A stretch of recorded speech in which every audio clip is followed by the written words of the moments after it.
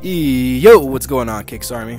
Today is the NBA draft, and if you're a fan of the NBA, if you love basketball, this should be a very exciting day for you. And real quick, for those of you who don't really know what the NBA draft is, I'm going to kind of briefly go over it. Basically, what the NBA draft is where teams can go ahead and pick players that came out of college or players that come from overseas. Obviously, there has to be certain requirements met, like if you're coming out of college, you have to play at least 1 year. Unfortunately, nowadays, players can't just come straight out of high school into the NBA, although I do see that changing in the near future. But the whole magic behind the NBA draft is that usually it's the teams that did pretty bad the previous season that have the higher chance of getting higher draft picks. And this is a system designed to make sure there's a balance in the league, so that way the teams that are bad don't stay bad for a while, ideally. And even if you don't know anything about these college players, like for me personally, I don't really know much about the players going to the draft. Obviously, I know of the few big names, but besides that, I don't really look at these players too much. I don't really watch college basketball. What's convenient though is that if you're watching the draft, they'll usually kind of go over the potential picks that the team might choose. So if it's like the first pick, if it's the Phoenix Suns pick, right, they'll talk about the potential players that they should get, as well as going over the statistics and the other stats of that player for the previous season. This allows you to kind of get brushed up on the players, so that way you're not too unfamiliar with it, and it kind of gives you a basic overview of what to expect if your team drafts that player. And this is important because when we're talking about the really bad teams, they could potentially get really good players. At least that's how it should be ideally. And it's not just about picking the best player in the draft, although for the most part that's the case if you have like the number 1, 2, or 3 pick. It's about picking the best player for your team. And the reason why that to me is very interesting is because we're starting to see a shift in the basketball world where it's not just the players that can play a certain position. We're starting to see a lot of players that can play any position, positionless basketball. The best example of a person that can play any position basically is LeBron James. Now obviously we're not having a bunch of LeBron James entering the league, although that could be the case. That'd be great, that'd make the league much better. The main thing that you want to keep in mind is that when we're talking about positionless players, we're talking usually about players that are really tall, particularly power forwards or centers that can also shoot a 3. And that's super important, because now if you're defending that player who's like 7'1", who's obviously really good in the post but can also get beyond the 3-point line and make a 3, that's incredibly stressful, because if you're defending that person, if that person's a center and if you're a center, then that means in order for you to stop him from shooting a 3, you have to go out and defend his 3. Well, if you're a center, part of your job is to stay by the paint to make sure that nobody can easily go get a layup. But if you're forced to step out of your comfort zone to defend a player that could easily make a 3-pointer, then that really messes with the whole dynamic of the game, and that's really interesting. And we're going to start to see a lot of players come up out of the woodwork that are positionless players, and it's going to make the league so much more interesting. And it's not just the fact that these players can shoot 3s,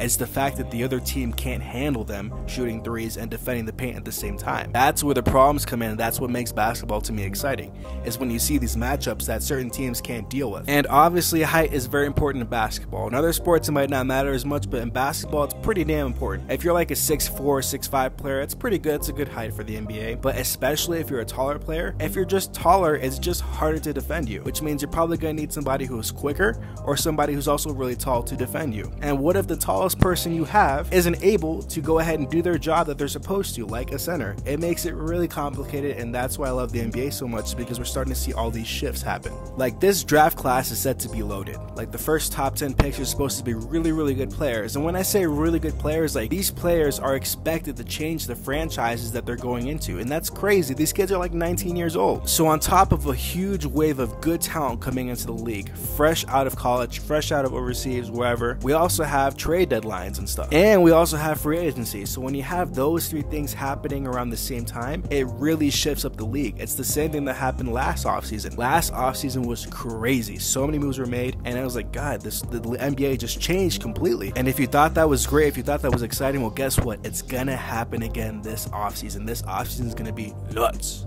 And I do believe in my heart of hearts, this is how it's pretty much going to be until the end of time. Basketball is going to keep improving because players are going to keep improving. They're going to keep getting better. And even if, your team sucks, like my team, it's going to get to a point where even the crappy teams are going to have multiple really good players. And that's good, because I don't want to like go watch my team play and there's really not a guy that shines. At the very least, if my team loses, I'm like, well, damn, we still got 3 good players, and they're going to grow and they're going to get better. Now, I started watching basketball around 2009. Again, my history of basketball isn't that extensive, but I'm pretty sure for the most part, and there's a few exceptions here and there with draft classes, but for the most part, the way it was looked at was you have your really good player that would be the number 1 pick, and then everybody else was there. Perfect example of this are like your Anthony Davises, your Kyrie Irving, so on and so forth. But now we're not seeing that. We're not just seeing the #1 overall pick be interesting and the rest of the draft is lame. We're seeing, okay, the first 10 picks are interesting. And when you think about there's only 30 teams in the league, well, shoot, man, 1/3 of the league is going to get a lot better. And I have a theory for why this is happening, so just kind of hear me out. Let's rewind the clock back a decade. I know some of you guys are really young, but let's just go back a decade, back to 2008. Social media starts to flourish a little bit. It's really starting to become an everyday thing, and everybody starts to get used to it, and it starts to adapt into our culture. The reason why that's important is because now,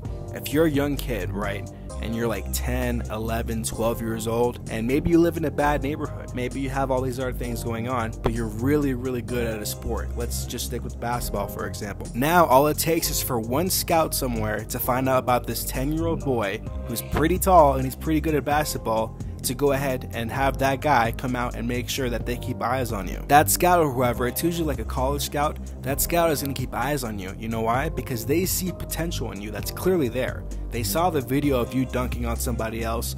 They saw that you had averaged this many points that season. They know you're good. And you know what they want? They want you to go and play for their school. But you can't play for their school if you fall down the wrong road.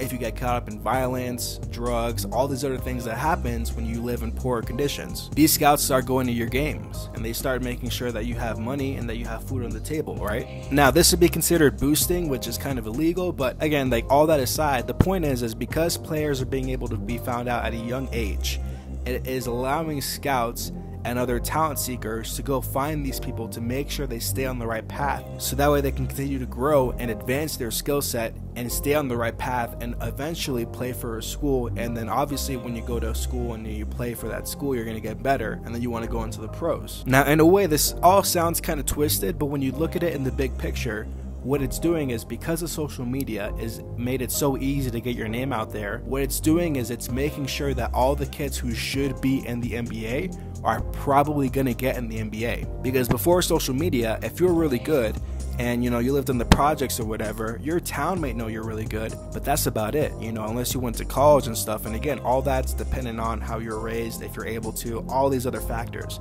But now, if you're really good and you're 10 years old and you have like a video out there and your AAU games are being filmed and stuff, people are going to find out about you, and people are going to make sure that you understand the opportunities that you have available to you that weren't there before, because now your name is out there. People can hear about your story. People can see your skill set. And it's because of this why I think we're starting to see a lot of really, really good players come through the draft. And it's not just the #1 overall pick that's good. It's like the top 10 picks that are good. Think about all the great players that we've never gotten to see for one reason or another. And I was watching a video where a lot of NBA vets were kind of talking about this, and they were talking like they were saying, caught up in the wrong crowd, gang violence, drugs, all these things play a factor. But nowadays, the opportunities are well known, and you can get yourself out there, so that way you can make sure that if you have something that you're good at, whether it be a sport or something, people can find out about you and you won't be forgotten. Which means we're starting to see the cream of the crop players actually make it all the way into the league, which is making the league much, much better. Like, there's rumors going around that the Cavs want to trade for the #8 pick so they could potentially draft Michael Porter Jr. The #8 pick. Now, I'm not going to go ahead and say that the era that we're about to jump into is going to be the best era of basketball ever, but I'll tell you what, these players are going to be damn talented, and it's going to be great to see if you're a fan of the NBA. Alright guys, thank you so much for watching today's video. If you are new to the channel, hit that subscribe button and also hit that bell for post notifications. I'm still in Colombia, which is why I'm still doing these digital illustrations. When I get back home, I really want to be able to do the how to draw videos again. But thank you so much for watching, and I will see you guys tomorrow. Peace.